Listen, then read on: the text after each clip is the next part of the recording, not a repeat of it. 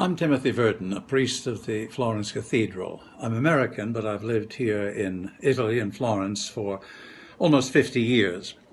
And I and others want to tell you something about the cathedral and the buildings associated with it, the baptistry, the bell tower, the beautiful new museum of the cathedral, Museo dell'Opera del Duomo, in this terrible period of Covid-19, coronavirus isolation.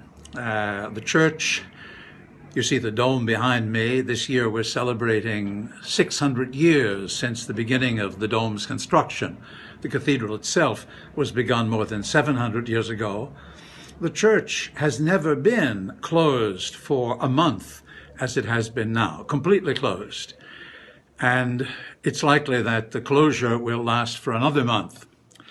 It's very depressing, it's very disorienting. At Easter, the moment in which I'm doing this video, normally the Piazza is full of people. The church would have thousands of people for the great religious celebrations. And now it will all be empty except for the Archbishop and a few priests, we who are his immediate collaborators in the cathedral. I'm a canon of the cathedral. I'll be there with about 10 other priests and no one else. And so we want to talk to the world, which normally comes to our doorstep to see the beauty, to absorb the spirituality, to enjoy the superb works of architecture and art for which Florence is famous, something about this disorienting moment, which at the same time we all hope will open a door toward a new way of seeing the things that perhaps we too easily took for granted in the past. The beauty, the spirituality really are going to have to say something new to us when finally it will be possible to come out of isolation, go back into the piazza, go back into the church. They'll have to say something not only for Catholics, but for all women and men of goodwill. These buildings were built often in times of challenge, in times of trial. They were meant to be places of consolation, sources of courage, sources of hope. We have to rediscover that message for everyone who comes to Florence, who dreams of coming to Florence, who from Florence can learn a lesson of life.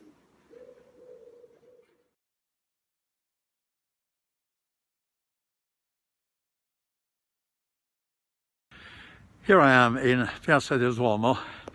I'm wearing my mask because that has been made obligatory by the Tuscan region. And I think you can see that the piazza is completely without visitors. A police patrol passed a few minutes ago, and I waited for them to pass before pulling out my phone. But behind me you see the bell tower, often called Giotto's bell tower because it was designed and begun by that famous artist. There goes a brave soul on his bike behind me. This just to give you an idea of the total isolation of this moment.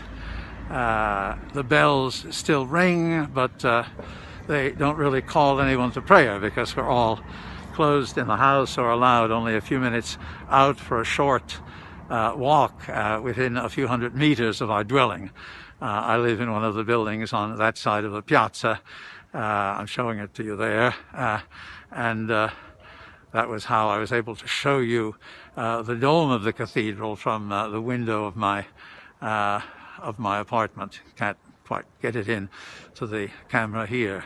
This is the situation of isolation in which we live, and here it's been going on for a month.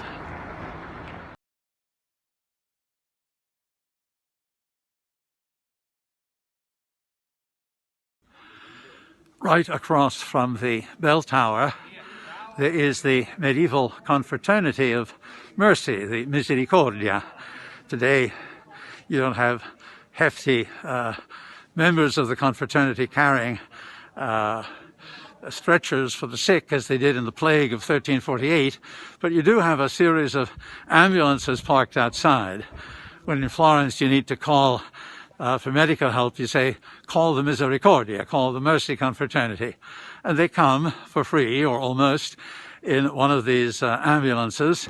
The obvious relationship of their seat of operations, which you see there, right across from the cathedral and its handsome bell tower, is the relationship between religious faith and human solidarity, compassion and the willingness to step out of one's self and move toward those who need help. This is a characteristic of Florence. Florentines historically have been merchants and bankers, and they have the reputation of being hard-nosed businessmen. But actually, behind the hard nose, there is a mind and a heart that down the centuries has created hospitals, forms of human solidarity, orphanages. These people have been remarkably intelligent in the way they organize themselves to be able to come to the aid of those in need.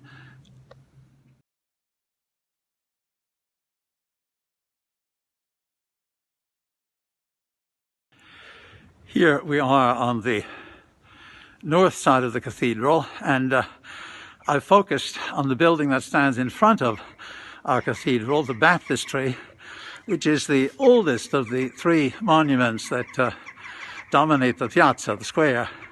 It was begun, we believe, in 1059 and finished with its large interior dome by the 1150s or 70s.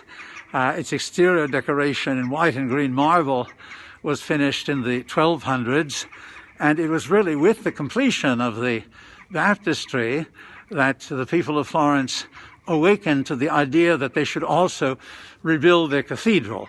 Once the splendid new baptistry was completed, they immediately decided to build a new cathedral much larger than the earlier one. These are the principal monuments of the city, and this earliest of the monuments, the baptistry, the Church of St. John, Dante speaks of it in the Divine Comedy, is really of the same period as many of the great northern and southern Italian churches, St. Mark's in Venice, the cathedral at Monreale. It is also of the same period as the great mosques in the Islamic world. Its decoration with mosaics in the interior dome is strongly oriental in flavor. Florence was a kind of crossroads of medieval cultures. And the baptistry is the building that most eloquently speaks to that vocation of the city to bring people of different civilizations, of different religious faiths together. I'm also responsible for the ecumenical activity of the church in Florence, and we often have moments of prayer in our baptistry with our Orthodox and Protestant brothers and sisters. The sacrament that all Christians share is the first sacrament, baptism, and especially our Eastern Orthodox brothers and sisters feel particularly at home in this building that has mosaics that might have been made in Constantinople or some other part of the Byzantine Empire.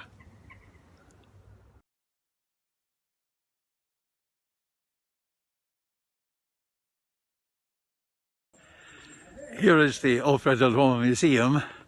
We opened it in completely reinstalled and enlarged form at the end of 2015, and here we are in 2020 with the museum, which normally has about 700,000 visitors a year, and in this Easter period would have a line of people waiting to enter. The museum, as you see, is hermetically closed. In the museum are the originals of many of the works that today appear as copies on the buildings, on the baptistry, the bell tower, and the cathedral. And so the museum is really the linchpin in the visitor's experience of this most central and important monument in Florence. The cathedral complex took more than half a millennium to build and was the big artistic project of Florence. from the 11th to the 16th and even 17th centuries. If Florence is an art city, it is because of the buildings, much of whose art is now in our museum.